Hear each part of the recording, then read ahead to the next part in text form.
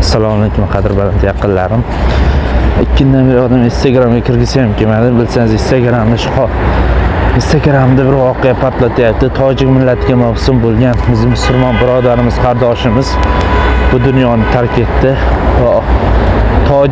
Barcha O'zbekiston nomidan, barcha mo'min musulmonlar nomidan Qobiljonning ota-onasi va tojik millatiga hamdardlik tilab qolamiz. Ota-onasi inshaalloh jannatlarda birga bo'lsa, umrini egizagiga qo'shib berishini tilab qolamiz.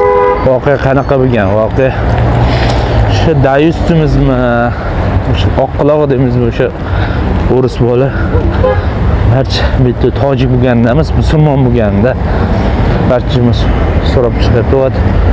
O'rtoqlarning aytish bo'yicha shu Qobiljon ularni chalg'itish uchun qochgan va qoqilib vafot etgan. Ota-onasiga va tojik millatiga sabr toqat bo'lib qolamiz va barcha mo'min musulmonlardan ogoh bo'lishini iltimos va talab qilib qolamiz. Hammaga sabr, hamma ogoh bo'lishini qilamiz. Allohim aytgan, o'zini asragan bandani men ham asrayman degan. Alloh hammani o'zini panohida asrasin. Qobiljon, butun musulmonlar sen bilan qalban birgamiz.